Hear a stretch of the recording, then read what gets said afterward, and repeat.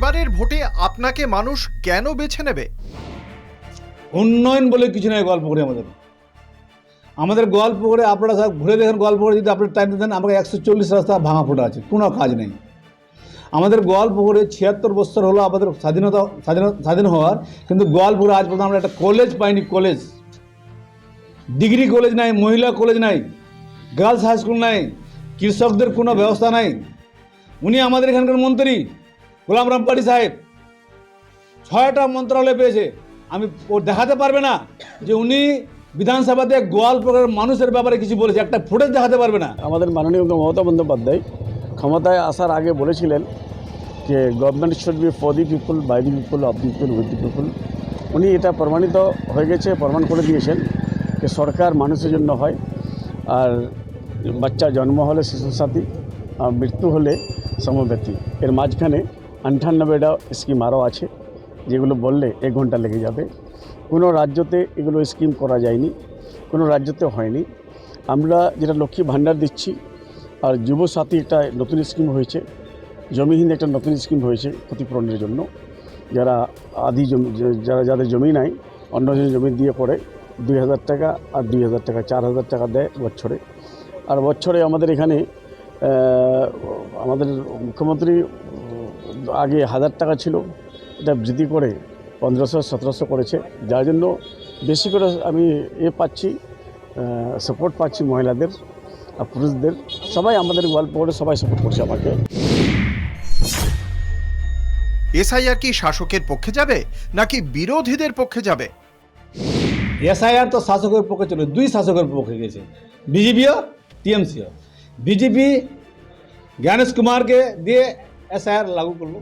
মমতা ব্যানার্জি ফার্স্টে কী বললো, আমি যতদিন বেঁচে আছি এসআইআর হতে দেব না। মানুষকে বিভ্রান্তি করলো, মানুষ নিজের কোনো কাগজপত্র ঠিক করলো না। যার জন্য হলো কি, যখন ইনুমিনেশন ফর্ম জমা হলো, সবচেয়ে প্রথমে ইনুমিনেশন ফর্ম কে জমা দিয়েছে? এই মমতা ব্যানার্জি জমা দিয়েছে, এখানকার মন্ত্রী জমা দিয়েছে। মানুষ কিন্তু কাগজ ঠিক করলো না, মানুষ বিভ্রান্তিতে পড়লো। মানুষকে লাস্টে যখন এসআইআর শুরু হয়েছে, করতেই হবে, উপায় নেই, সংবিধানে আছে। যখন শুরু করলো, মানুষ আর পেপারস পাচ্ছে না।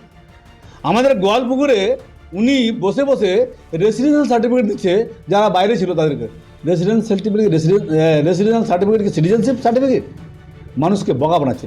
এসআইআর নিয়ে যা করলো ওরা, এখন মানুষকে রাস্তায় নামিয়ে দিচ্ছে। আমাদের মুখ্যমন্ত্রী মাননীয় মুখ্যমন্ত্রী মমতা বন্দ্যোপাধ্যায় সুপ্রিম কোর্ট গেল, ওখানে গিয়ে আবার কালা কোর্ট পড়ে উনি নিজেই কেসটাতে অ্যাফিডেভিট করে নিজে পার্টি হয়, ও নিজের শক্তিটা প্রদর্শন করেছেন। উনি একটা অ্যাডভোকেট হয়ে কোনো রাজ্যতে, কোনো ভারতে এটা নজিরবিহীন একটা উনি সুপ্রিম কোর্ট গিয়ে এটা আমাদের রাজ্যের জন্য একটা নজিরবিহীন ইতিহাস তৈরি করেছেন। কোনো রাজ্যতে আমরা কোনো মুখ্যমন্ত্রীকে দেখিনি, কোনো প্রধানমন্ত্রীকে দেখিনি কি নিজের দেশের জন্য, নিজের রাজ্যের জন্য সুপ্রিম কোর্টে গিয়ে ফাইট করবে। আপনার বিপক্ষ দলের দুর্বলতা কোথায়? আমার বিপক্ষে নাই এখানে, মানে আছে টিএমসি, বিপক্ষে নাই। আমাদের এখানে কোনো লড়াই নেই। কংগ্রেস 80টা ভোট পাবে, কংগ্রেস জিতবে। এখানে কোথায় উন্নয়ন হয়েছে? আমি তো একটু আগে বলে দিলাম, উন্নয়ন হয়নি। সন্তুষ্ট আমাকে কেন জিজ্ঞাসা করছেন? আপনি আম জনতার কাছে যান। মানুষ এখানকার এত ক্ষিপ্ত আছে, যদি ভোট হয়, যদি এরা তাণ্ডব না করে, মানুষ যদি ভোট দেয়, 25% ভোট পাবে না। আর আমি লিখে দিলাম, বিপক্ষে নাই তো এখানে শুধু টিএমসি। গত 5 বছরে এলাকার উন্নয়ন নিয়ে আপনি কি সন্তুষ্ট? সবচেয়ে প্রথমে আমাকে এখানে শিক্ষার ব্যবস্থাটা ঠিক করতে হবে।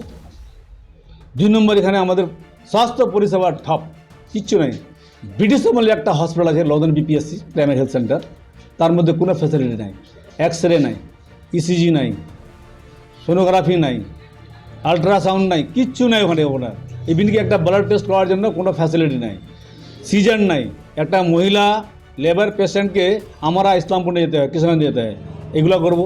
উন্নয়ন তো অনেকগুলো হয়েছে, আরও বাকি আছে। উন্নয়ন একটা প্রসেস, ধারাবাহিক হিসাবে উন্নয়নটা হতে যাবে। আর ক্ষমতায় আমরা ছিলাম 15 বছর থেকে, এবার ক্ষমতায় আসবো, যেগুলো বাকি আছে সেটা আমরা করব।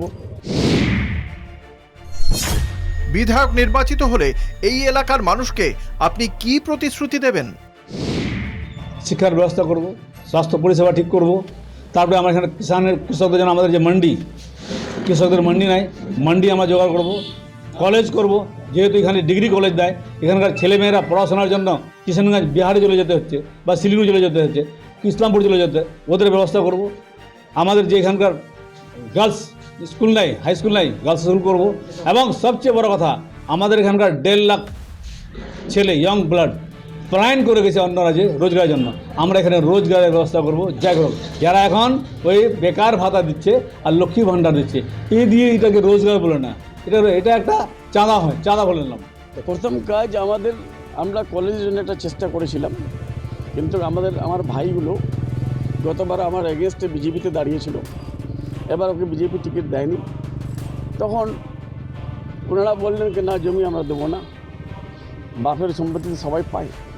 তো আমি বললাম কি 1 বিঘা জমি তুমি দিয়ে দাও, 1 বিঘা করে 2 বিঘা, তোমরা আমার কাছ থেকে 3 বিঘা করে 6 বিঘা নিয়ে নাও, তাও দিল না। কলেজের টাকাটা অ্যালটেড করা ছিল 6 কোটি টাকা, কিন্তু বাই দি ওয়ে ওরা জমি না পাওয়ার জন্য আমরা কলেজটা করতে পারিনি। কলেজটা হবে, সময় লাগে।